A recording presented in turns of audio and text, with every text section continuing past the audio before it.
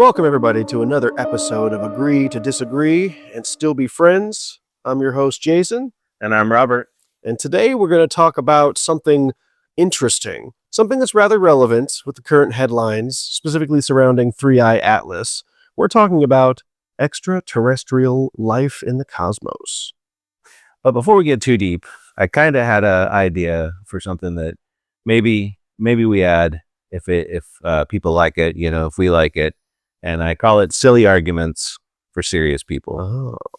And this one is it's fun. I've always wondered. I feel like I'm saying it right, but I'm not sure because it's been brought to question. How do you pronounce the word GIF? Is it GIF? Is it GIF? So in my life, colloquially, it's GIF. That's what I call it, and that's what seemingly most people that I'm surrounded by call it. But when I hear somebody on YouTube that's more of like a graphic designer, somebody that's a hell of a lot more credible than me, they universally say GIF. So I think it's just one of those things that I say wrong, but continue to do so because of an internal personal custom that doesn't make any sense. So it's like narcissism. Soft G, like Jeffrey. Yes, like Okay. Jif peanut butter. Yeah. Soft G.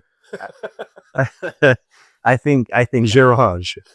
and that's, you got The Witcher. Is he Geralt? I think it's Geralt. I have not actually seen that. I'm going to nod my head and smile. But you have people named Gerald. So Geralt's name is spelled Geralt. You hear them pronounce it Geralt. Yeah. But in my mind, I see the word Gerald with a T, so like, it's just funny how people I've seen memes where like, that's how they'll round us up, by our pronunciation of the word GIF. It's an alien social experiment. For me, it's GIF as well, I think. But I've definitely seen people, want to line up on that side. And if you've got credible people that are saying it, I probably would believe that. Well, it stands for graphic or graphical interchangeable format. Mm-hmm. Graphic. You think it'd be GIF. Right. So I don't know if that's necessarily wrong. If you add a T to it, it's a gift.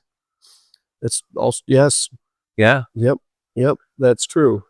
I guess they have the same argument that there's giraffes out there and we don't call them giraffes. Some people do.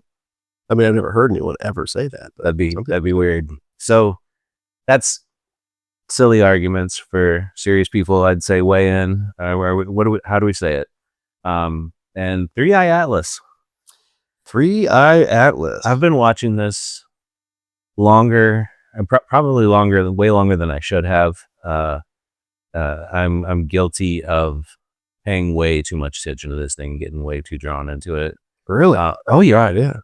I've been watching it for months because they've seen it on the horizon in space, and as it's gotten closer, more and more theories have developed.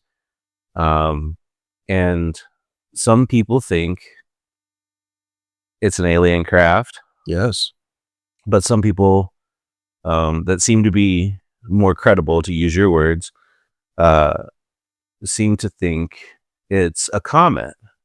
But the problem is that when they zoom in on it, it's not exhibiting any of the telltale comet behaviors. Like, it doesn't have the normal tail. It doesn't have, it's putting off gases that it shouldn't. It's not reflecting the way that it should, so like I think you pulled it up. There's one scientist out there who's gaining a lot of traction with Avi Loeb of the Harvard University. Yeah. He's a pretty credible guy, right? I mean, You think so? You would think he works for Harvard. His name is Avi Loeb. I mean, just the name itself, right? Credibility. Professor. He works at Harvard, so you expect someone like that. But then I did a metric skosh of research on the man, and it seems as though anytime there's any suspect anything in the cosmos, his go-to sentiment is aliens. So I think personally he's a clout chaser, and I don't know that he is to be trusted. He seems to be the only man of science, person of science, if you will, that seems to have that hard-baked opinion, rather assertion, that this is extraterrestrial life. So For sure. Look, I've seen reports from NASA and, you know, credible air quotes, you know. Well, NASA now is a government spy agency, thanks to the Trump administration, right? They've completely been disbanded for space exploration. You know, funny enough, if you go down the rabbit trail of how NASA was founded and who brought it over, you got now you're getting into Candace Owens territory. Oh no, I don't have enough credible resources to cite it. Yeah, right. But you've got the ideology that like Project Paperclip brought over scientists, and there's Satanism involved, and oh my goodness, yeah. You've been watching the Y-Files, haven't you? Huh? You've been watching the Y-Files? I have admitted that I partake in a little Alex Jones from time to time. Oh no, you don't. InfoWars? Yeah, it's fun. It is, and you know, it's not fun. You gotta find the truth somewhere in the middle of it all. Yeah. Okay. Yeah. You know, because we watch.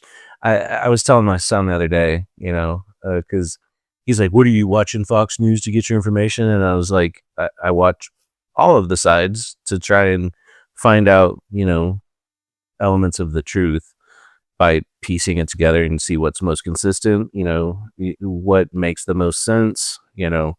So, but going back to the whether it's an alien craft or a comet, I've been watching it just because I'm like, it's something that's going to be way too close to us. It's only the third instance of this happening where it's an invasive space object. Third that we've been able to. Exactly. Yeah. Third that we've definitely seen, and it's not like anything else that we've seen, you know, like, because obviously you can observe asteroids, comets, you know, they're always watching space and kind of comparing what's normal to what's not normal. And this is definitely not normal. I think that in and of itself is a pretty relative term, pun intended, when I talk about the cosmos at large. But I'll be honest, as a guy who's a space junkie, I love science like to an immense degree. One of my least interested areas is this type of topic, like objects in space near our solar system or passing through, comets and things, even planets and stuff are kind of a little bit boring in that realm. Way more interesting to me than, say, most politics or pop culture or, you know, television and things. But in the realm of things that are really highly interesting to me, that type of thing is one of the least, because I'm more into like how James Webb is finding like galaxies that are ancient and older than they should be according to our understanding of the cosmological model, or black holes and singularities and neutron stars. That kind of stuff is super interesting to me. But this one, I don't know. I've not done an immense amount of research because I find it to be a little bit on the boring side. Well, have you heard of the Black Knight satellite? No. So that is a fairly confirmed phenomenon here in our solar system. In fact, it is either a natural or an unnatural satellite of Earth. They say has been there for 30,000 years or more. It's irregular shaped, so it's not large enough to have, you know, gathered enough mass to become a sphere. It does not reflect much light. That's why it's called the Black Knight. And it just has been orbiting our planet for like 30,000 years. And when you see photos of it, and that's one thing I'm not certain if these photos are generated or if they're actual photos taken by another, you know, satellite or by the International Space Station. It's very irregular. It looks almost like a piece of technology.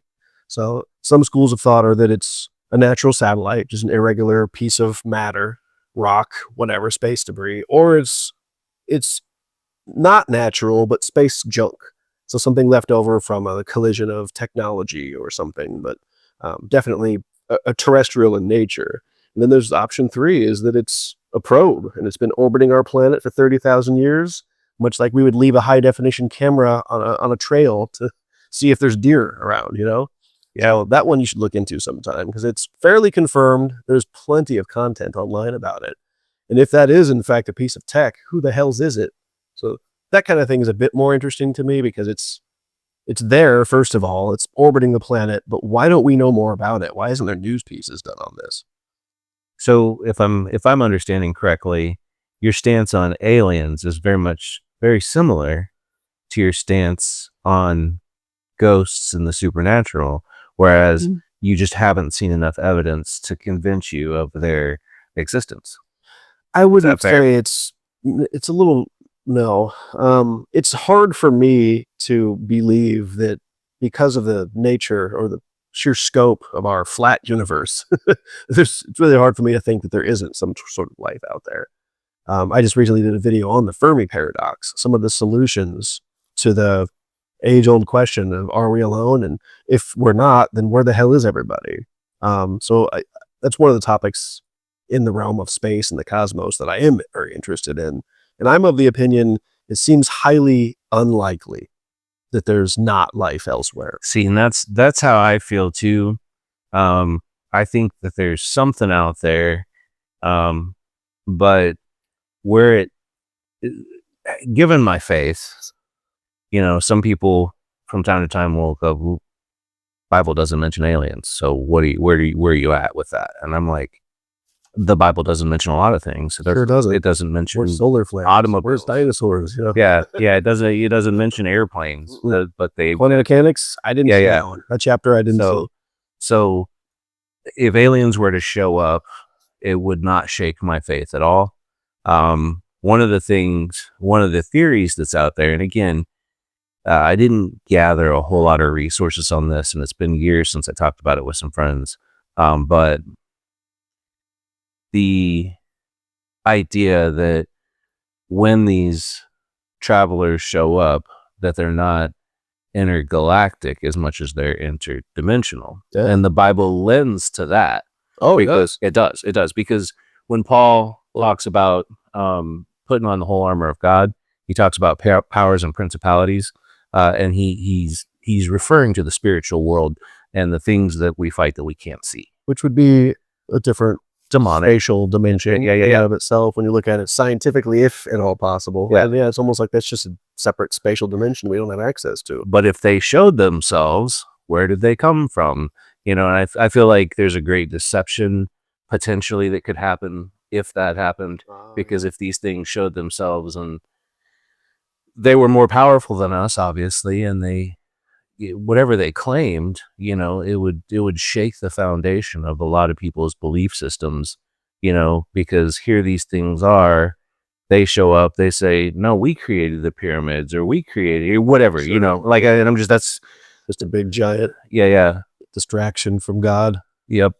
Yeah. But I think it'd be interesting for sure, and I'd be open to it, because it'd be, space is so big, and it's one of those things where I think that just verifying that there's other things out there, it gives us hope as a species that we can travel beyond this earth, and we already have to some extent, but that it's viable that we could, have that Star Wars, Star Trek. I'll mention both because I know that's another silly argument for serious people down the road. Which is better? Yeah, which is better. I'll mention both so as not to rule anybody out. But that world of space travel and taking ourselves beyond Earth, because Earth is a resource that we're quickly burning through. It is, and it's precious.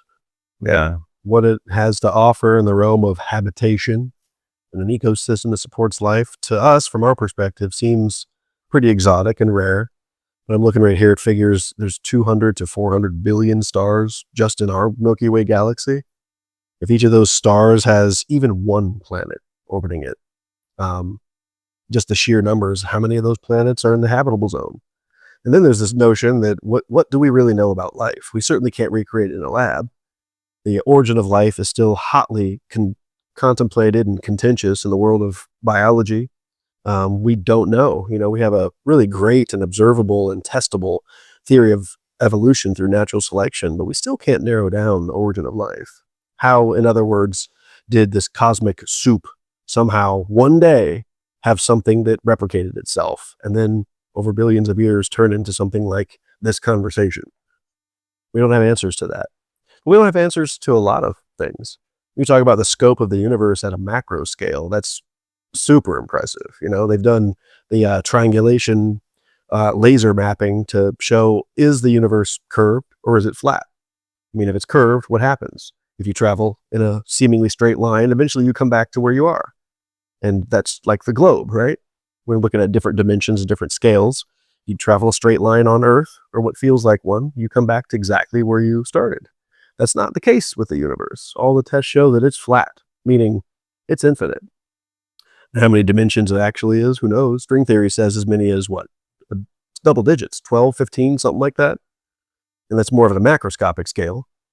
Like yesterday, I was driving in my car, and all of a sudden, out of nowhere, the stink bug crawled out of my vent and started going up the windshield. That's not a lot different from what you discuss with like interdimensional aliens. Where do they pop out of? Just some other dimension that you don't see, but oh, there it is.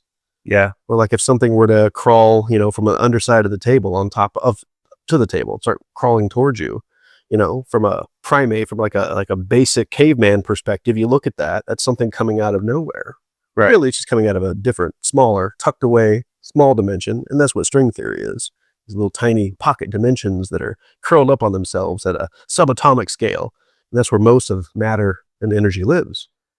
And maybe that's where these aliens come from. And you got those Senate hearings where people are declassifying government documents and reports, and they're presenting in front of the Senate, this is what we believe. And the term interdimensional is used in the same sentence as life, biological life. So these spacecrafts, or these craft, if you will, they're popping out of the ocean and completely confounding pilots, very competent, rational American fighter pilots. Yeah, those are people that are different. Wasn't there something under the water recently going well over 200 miles per hour, and it was large? Stuff like that all the time. And the more they declassify these documents, the more you're like, that's plausible. They're definitely confirmed. UAPs exist. They're recognized by nearly every government on Earth, but we really don't know what they are. But I love how the human mind just immediately says, well, that's aliens, whether it's extra dimensional or extraterrestrial, or we just go to that. Versus something that's more on the line of Occam's razor. It's just a piece of tech that is classified. So it seems to me as though most of us here on this planet are really interested in the notion of life outside of Earth. And it's a topic of pop culture that's been around since sci-fi was invented. And it's supremely interesting. And why wouldn't it be, right? Well, but as we double back to 3i Atlas, that it's so far away, or at least it's been so far away, and it came from so far away that it really rules out, by logical standards, that it could be a piece of our tech, because when would we have sent it, and how long has it been out there if that's the case? Yeah, it doesn't. And you have to kind of, but those are just questions that we can't really answer unless it gets close enough that we can date it and things like that. But it's going to come as close as Mars. Is that correct? Or is that what you've seen? Yeah, it's definitely going to clear the Earth. There's no rationale to think that, and I guess that would be something that would change people's perspective, is all of a sudden its trajectory did change and it started coming towards Earth. That would be, I think, generally believed to be unnatural. Well, that's really part nothing about its trajectory. It's made of matter. It's detectable. The sheer fact it's detectable means that it does interact with light. It does interact with other matter. So it's nothing exotic, like it's not antiparticles. It's nothing strange. And, they say it doesn't have a tail. And I'm like, well, I don't know that to be true either. What spectrum of light are we looking at when we're trying to see this tail? Is there direct light on it? And comets don't have a tail unless there's gas shooting off of it, meaning it has to be close to a source of heat, like a star. So maybe it will have a tail once it gets closer to the sun. Who knows? I love the thought of it being something other than just a giant space rock, but I'm not excited because I don't think it is. That would be, if it's just a giant space rock, it almost is a little deflating to the whole ideology of it, just because. You think so? Well, just because how are we ever going to see what makes it different other than the fact that it'll come as close as Mars? That I guess is where my mind goes. Like, it's not like we can, net it up like a butterfly, Right. like it's gonna fly by. We're gonna have Polaroids of it for, and then it's gonna be gone, and we're gonna go, wonder what that thing was, Yeah. and when's the next one coming? And is it gonna be closer, or is it gonna just pass way outside of our scope of Well, perception? we know sometimes they get a little too close for comfort. Yeah. Like the I'm dinosaurs. not advocating for that either. They would tell you a tragic story. I don't even think I'd, like, I don't want it to hit Mars or anything like that. It'd just be, Yeah, it's like a museum up there, man. I don't want anyone defacing. It's like those terrorists, I'll call them that. They go to like the Louvre and like throw paint on a classic painting as a means of protest. Like, wait a minute, art is off limits, man. maybe the aliens. Galaxy, that's what the solar system is to me. It's our museum. Maybe the aliens are just monkeys that have flung poo across the universe to hit Mars and ruin our Could be. Martian museum. So what are your thoughts on the Fermi paradox? The notion that, well, if there's an infinite universe, where the hell's all the life? Well, I watched that short that you did, Mhm. and the one that sticks with me sounds more like, I forget what it was called, but it was basically all of us are kind of hunkered down, kind of like, The dark forest? don't make a noise. Yeah. Yeah. It's the dark forest hypothesis. Have you watched Three Body Problem? Yes. I mean, that's the Fermi paradox solution that entire show is based on. That's kind of what brings light to the popular term, the dark forest theory, is that show, or that book, I should say, that Chinese author with fantastic sci-fi, hard, awesome sci-fi. Yeah. I really enjoyed the show. I think it's an interesting, I'm trying to think of the word, like the instance that they're running into in the show, because I've only seen the season 1. Mhm. Season 2, I guess, it's coming out soon. And I haven't read the book, which I need to. It's But a big read. It's many books. What scares me in seeing things like that is that there's also theories that, the powers that be in our world right now have the technology to simulate something like that and manipulate us that way, so Maybe that's what AI is this AI slop all over the internet. It's just trying to make us think that other things are happening that aren't. Who knows? potentially, dude, I look at some of the AI stuff, and I look at some of the articles, and I'll just be like, it's not so much the pictures. The pictures are pretty obvious, the extra finger or something like that. That's since Sora 2 came out. But Shit looks good. but the That's why I stopped articles, making AI. If you haven't noticed, I no longer do that. It's because Sora 2 came out, and it's any geek off the streets downloading this or using a client that has access to Sora 2, and they're making videos that, to my eyes, as a guy who's been into AI for years now, generative AI specifically, my eyes can't tell that it isn't real. I know there's technological indicators that you can take a file and run it through and determine if it is AI or not, but my eyes can't tell that it's not Snoop Dogg having a conversation with Tupac. It looks real to me. well, in the articles, when you read the articles, there's articles that are popping out, and I'm going, this is really well written, and it seems plausible, but some of it doesn't.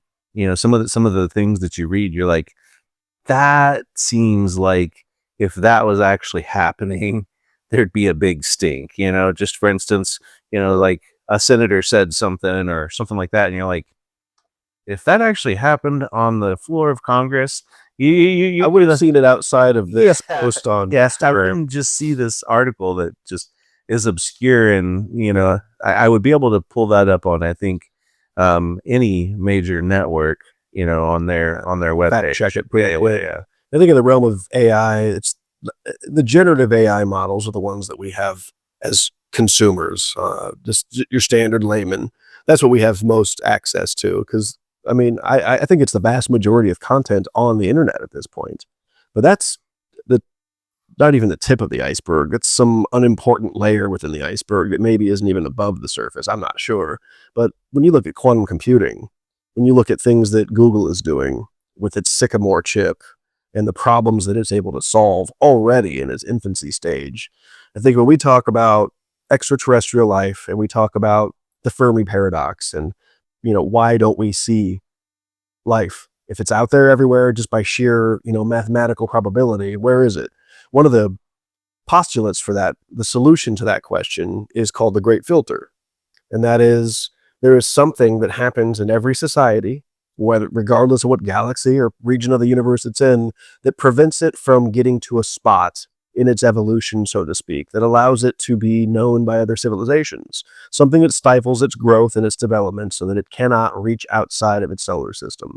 And that's a pretty well-regarded and founded and plausible answer to the Fermi paradox. And one of the postulates within that as to what one of these barriers could be to a civilization is AI, rogue AI. Something takes over, a mistake is made by whatever civilization is developing it, and it eventually destroys that society. And maybe AI is one of those things that's elementary to civilization, and given enough time, it is something that comes to fruition, and ultimately it stops that civilization from being able to reach out of its own little bubble in the universe. I thought that was pretty cool. You mentioned the three body problem, and it's weird how much that show came out in the last couple of years. I'd have 2 or 3 years now. Yeah. And what a cast, but it's a great show. But how weird it is that this 3-eye atlas kind of mimics what happens in the show. So far anyway.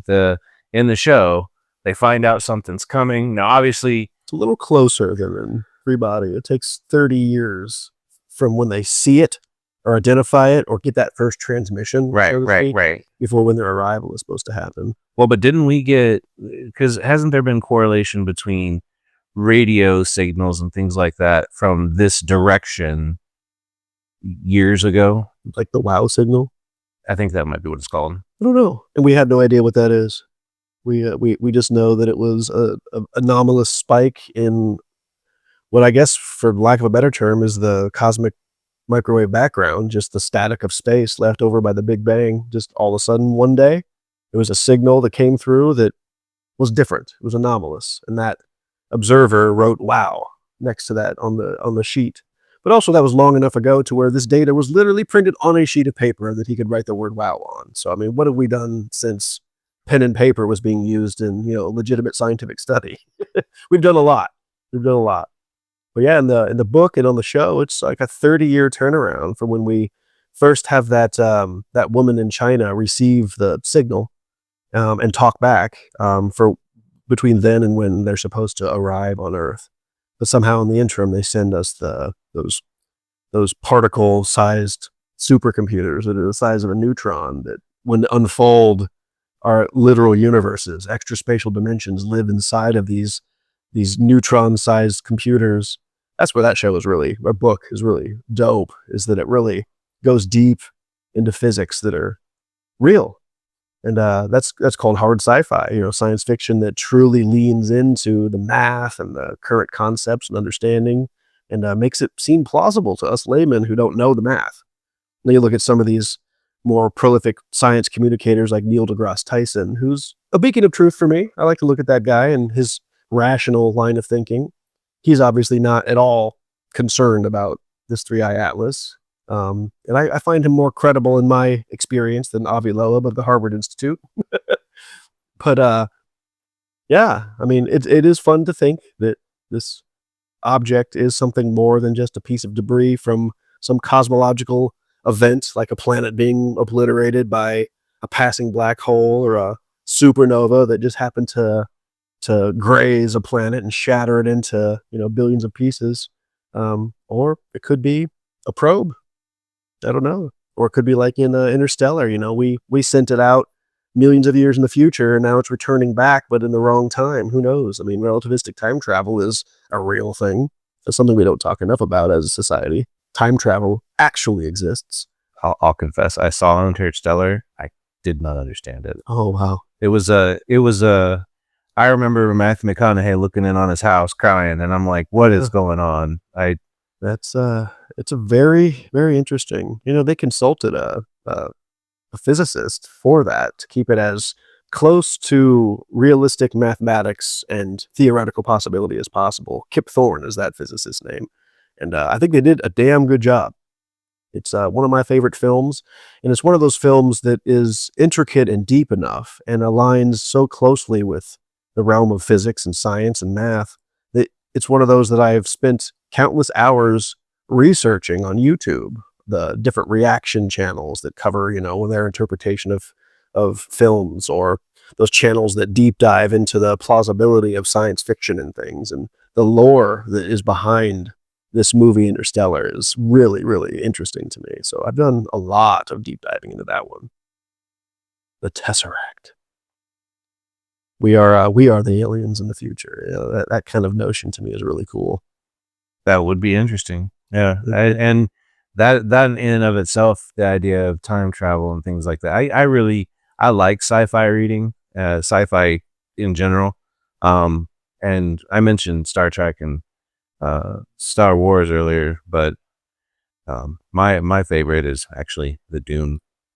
Oh, sure. Yeah. That author, Frank Herbert, the worlds that he built in those books actually made me want to be an author when I was young. But moving. Yeah, it was one of those things where it was just like, it made me want to create, but hence these kind of things where we, are doing this now. But I saw these worlds that he built and these characters within the world, and I was just like, oh my gosh. But their idea of space travel and spice, and that spice being the fuel for, their vessels and whatnot. And I'm just like, that's insane. What a world, like, because we know we've got rocket fuel, which is, all we can build right now. And part of the limitations of being able to go farther out in space is because it is so heavy that we can't carry it farther. Well, the good news about that is that's not what rocket fuel is even for. Rocket fuel is, yeah, to break free of the weakest of the four fundamental forces called gravity, just to get out of our planet's gravitational field. And then once you're in space, that's where it gets really interesting. All the different means of propulsion, whether it's solar sails or there's motors that just simply push individual particles out the rear of the vessel. And once you get to a speed, you maintain it, but you don't ever slow down. If I'm correct, though, the challenge would be, let's say, just Mars. I know that they were excited to find water particles on Mars because that has something to do with building the fuel to get us back. The challenge wouldn't be basically what rocket fuel is. Yeah. To get off of Mars once we got there. Even though it's got less gravity, it still takes a lot of energy to overcome something that large as mass and gravitational well. Yeah. But I think beyond that, just light speed itself being the speed limit. I mean, nothing that has mass can ever even achieve light speed. It's just impossible. I'll have to edit that out. I think part of the intrigue for this being an alien craft is definitely rooted in our own want to be able to travel like that. I mean, it's just, maybe it's an envy, maybe it's a, like, if there is something that comes from that far away, what can we learn from them? What can we apply?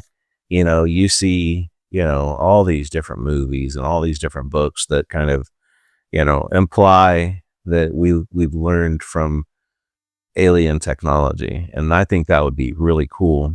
And I think that something like that's going to happen for us to develop the ability to get that far anytime in any of our lifetimes anyway. Yeah.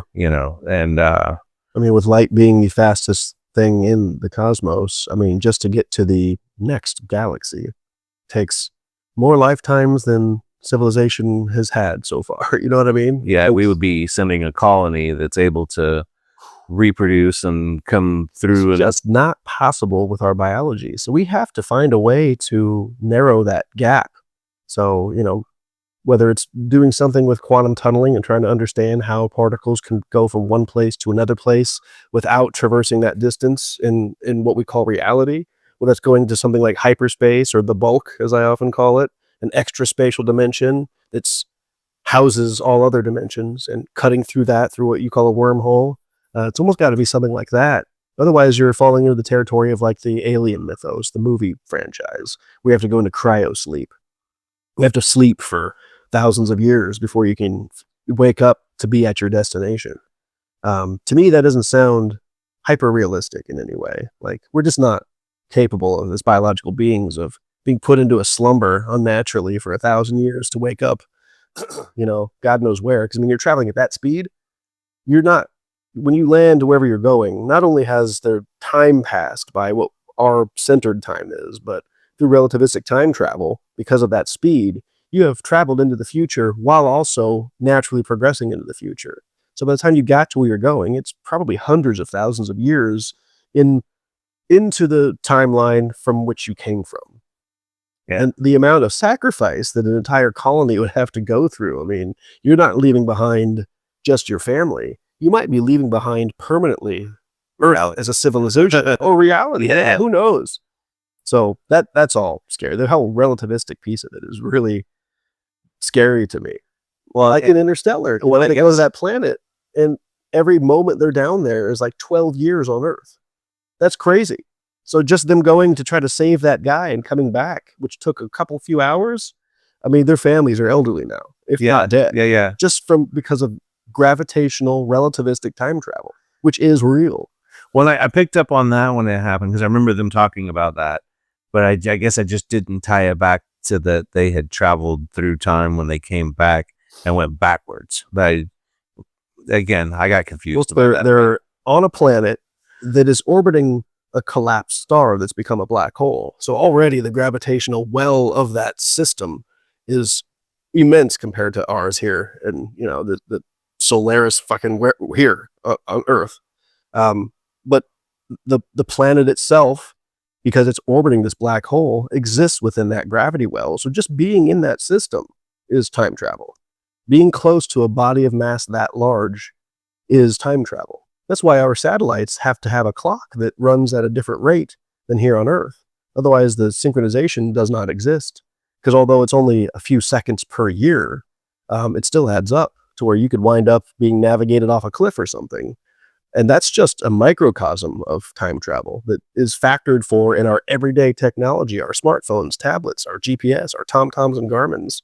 So when you start to introduce masses like what a black hole produces, which is damn near a tear in the fabric of space-time, a gravity well that if you looked at a fabric would just be straight down like a hole stretching. I mean, it's insane what it does to time dilation is what it's called. It is literal time travel.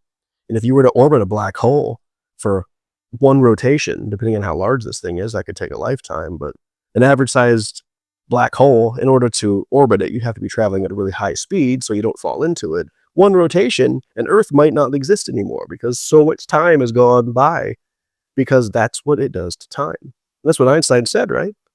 Fabric of space and time is one thing. And when you warp it, you're changing time simultaneously because they're not indiscernible. Space and time are one thing, one coin, two sides. Well, it's kind of crazy, you know, given everything that you have just described. Now we look at 3i Atlas, or at least I'm looking at 3i Atlas, and I'm going, if there are beings on a ship coming from however far away, they have just made that sacrifice. They have just made the sacrifice you described of leaving behind their families, potentially. Or they evolved beyond the necessity of the family unit. That would just speak to the psychology of whatever those beings are.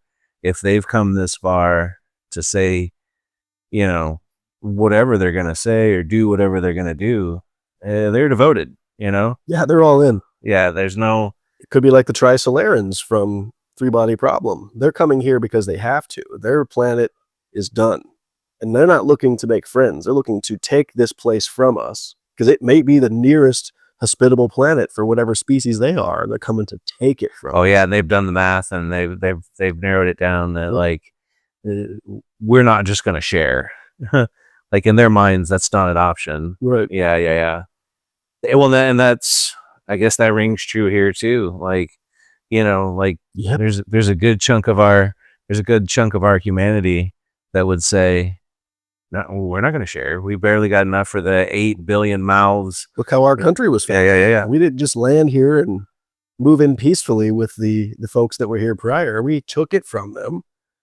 And I think that's one thing that we are supremely guilty of is we anthropomorphize this prospect of life outside of Earth. And we put so many of our attributes as humans onto it. My thought is simply, if something is evolved enough to be intelligent enough to solve these fundamental problems of physics and traverse the galaxy or the universe at large and take technology from there to here, how similar to us can they be? Who knows? I think not very. I think that, when you look at our sci-fi, Star Trek is something you brought up. That's a beautiful articulation of what I call space communism. We've evolved so much to where technology takes off all our burdens away.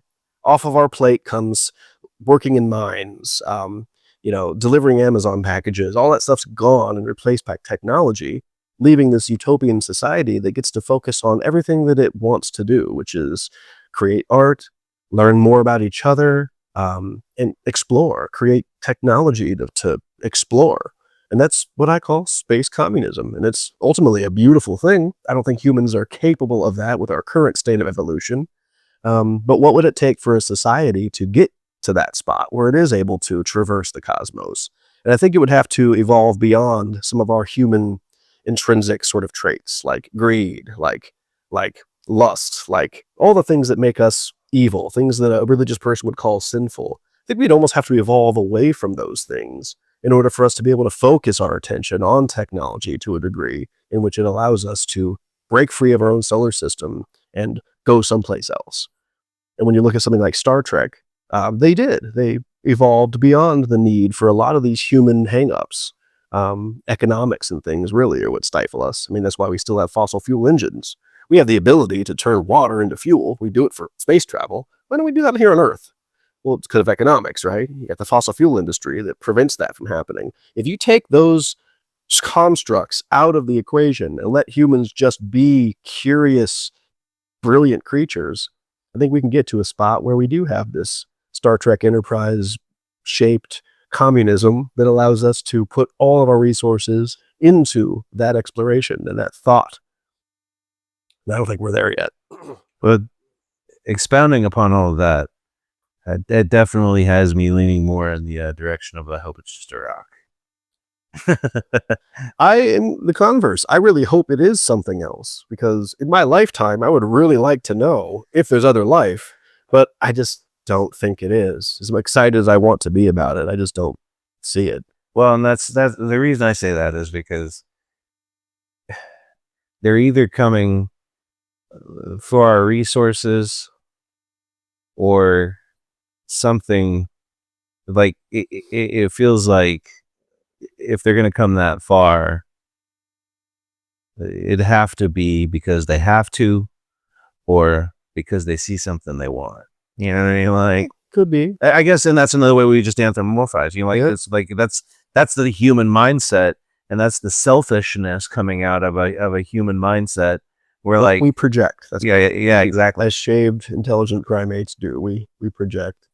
But what if they have more pure intentions? Like maybe again they've evolved to a spot where they're no longer bound to any rock in space, and they just live in existence as a society of exploration and gathering knowledge.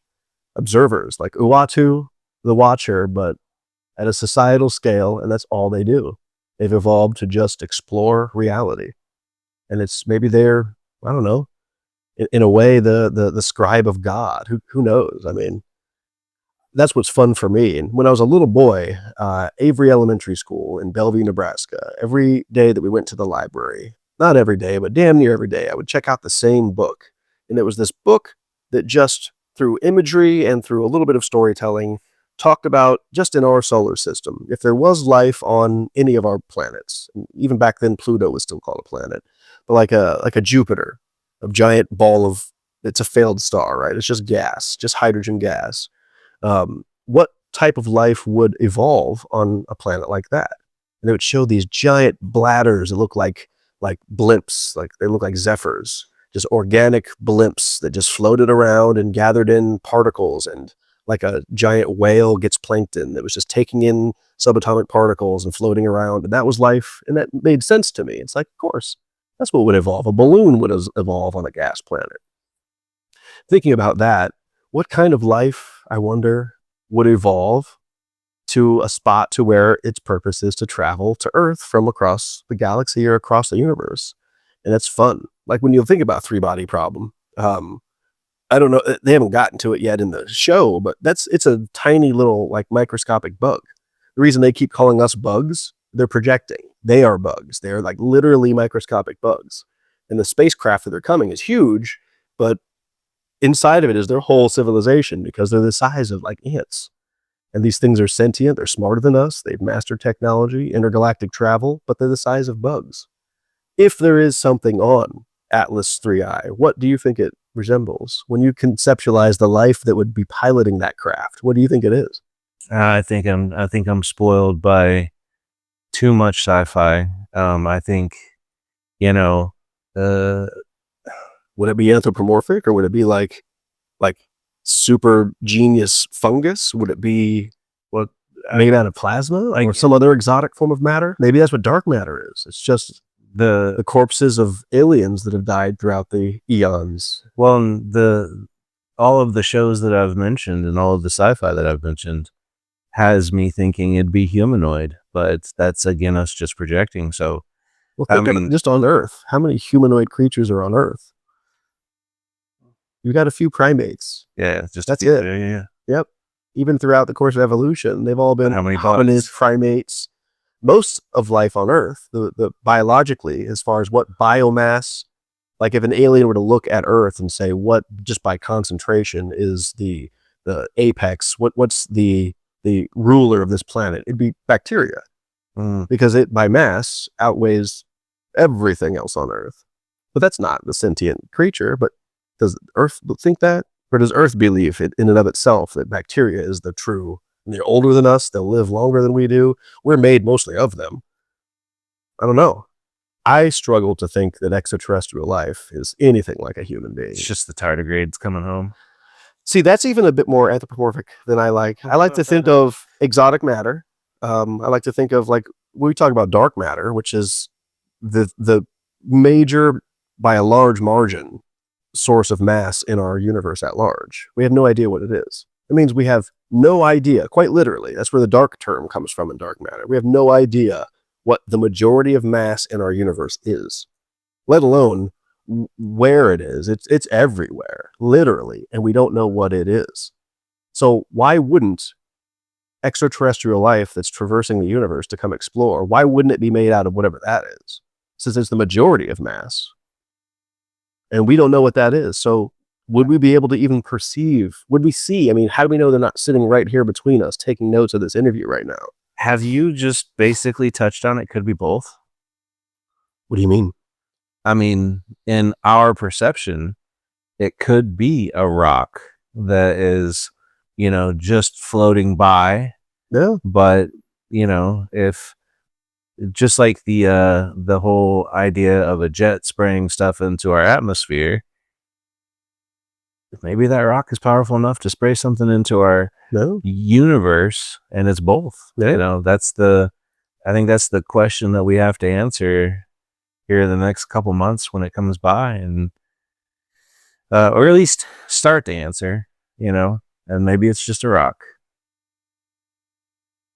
It's hard to say. It'd be anticlimactic, but I think science will eventually have some answers to these questions. I think it's inevitable, as long as we don't allow ourselves to be consumed by AI or, nuclear war or subsequent famine, which, according to the Great Filter hypothesis, is most likely. That we'll never get to a spot in our evolution where we are able to answer these questions because we will kill ourselves, or a cosmic terrestrial event like another massive asteroid hitting, like it wiped out 70% of life, it killed off the dinosaurs. What stops that from happening to us? I don't know. But if we do make it long enough to come up with the technology, or at least the thoughts, or at least maybe even receive one of these civilizations and have them teach us things, if we can live long enough to achieve that, man, I hope it's in my lifetime, because that is the most supreme thing in my mind as far as curiosity. Those that are religious want to see the face of God. I want to see the true nature of reality. And I believe that if a creature or a civilization can travel the cosmos in one piece and get here and tell us any stories, I think it might have the ability to give us some of these answers that are on my mind. I think I'd like that too. Asterisk. And the asterisk being, I'd like that as long as they're peaceful. As long as they're like if they're showing up to take, from us instead of at least collaborate with us, then, and again, this is all on the preface that it's not just a rock. Yeah. I think I'd like to see life out there, and I think I'd like to see, hell yeah, what it's bugs though. Well, as long as they're bugs that are like, maybe they're just a cosmic deus ex machina. They're going to come here and save us from some impending doom. Maybe they've been watching us this whole while, and some crazy president of some, crazy land on here, Earth's going to put the finger over the nuclear button, and they're going to finally show themselves like, all right, guys, we're done. No more nukes. It's mosquitoes. Maybe, but hopefully they're, like you said, peaceful, or whatever cosmic version of peace there is out there. It could be roaches. It could be. It could be. I mean, think Men in Black. Yeah. We've joked about Edgar in the past, and yeah, he's wearing an Edgar suit. Or maybe it's technology. I don't know.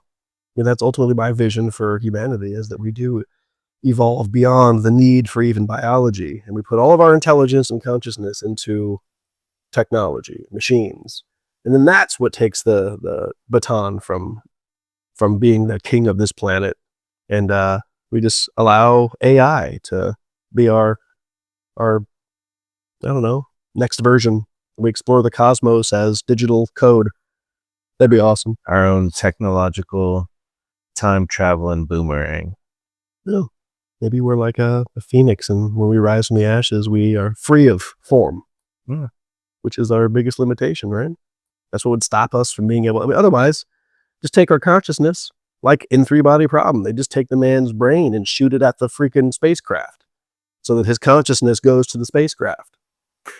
What if we just digitize ourselves over the coming centuries and just shoot that into space, and we can just be massless and explore the cosmos at the speed of light? If Three Body Problem wants to, sponsor us to talk more about them.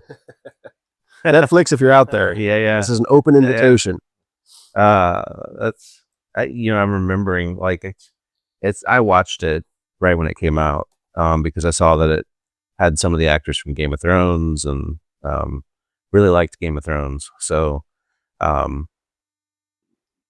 that'd be us shooting our consciousness into space and seeing what happens. Seems as likely as anything else. Yeah. Well, I wonder what our listeners think. Aliens? No aliens? Do they exist? Is there another thread that we need to pull in this discussion? Because we've definitely gone multiple directions here. Yeah. And there's no answers to any of these questions. The greatest minds on Earth, at least, have no idea, only guesses. And I'd love to see that from some of our listeners, is what are your thoughts? I mean, obviously there's no concrete evidence one way or another. So with that in mind, what's your hypothesis? Let's say screw theory. What's your hypothesis, or what's your hope? Do you hope that we're alone, or do you hope that there's something else out there? I don't remember which author or philosopher said it, but it was a postulate of what's scarier, being alone in the universe or not being alone in the universe. Which of the two is scarier? To me, being alone is very scary. To think that somehow we're the only thing in this entire infinite universe, that scares the shit out of me. So maybe that's why I'm so pro aliens, because I don't want to be alone. I don't want somebody to know more about this shit than we do, and it ain't us. If my mom were still alive, she'd back me up on this. I, from a young age, am somebody who does not like the word no, or you can't. Sure. So the idea of being alone in our universe, in our galaxy, in all of it, and not being able to reach those places, that's a big no to me. Like, and I don't like it. I like to think that, more control over our destiny than that. Oh yeah, why all of it out there? There's a theologian named Louis Giglio, and he talks about the stars. And what if they're just the planets, the stars, the vastness of space, the beauty of space? What if it is all just put there by God as a backdrop? A love song to us, to show us how beautiful he can do things for us. Yeah. Because there's a lot of beauty in it. Oh, sure. It's almost like when you make a gift as a dad for your child, and you go, I made this beautiful thing for you. What do you think? We can look into the sky at night, and this week we can look into the sky and see every now and again, the northern lights and things like that. We see this beauty, and even the beauty of a sunset. Maybe that's what space is about. Maybe, but I don't like the idea of not being able to go out and explore it and at least check it out for ourselves. So I think I'm with you. I think it's more enticing that there are at least some other beings out there that eventually we'll run into. Agreed. We'd love to hear from all of you. So what are your thoughts? So with that, I'll close us out. This has been another episode of Agree to Disagree and Still Be Friends. I'm Jason. I'm Robert. And I appreciate you joining us, and we will see you next time. Thanks, everybody. Bye-bye.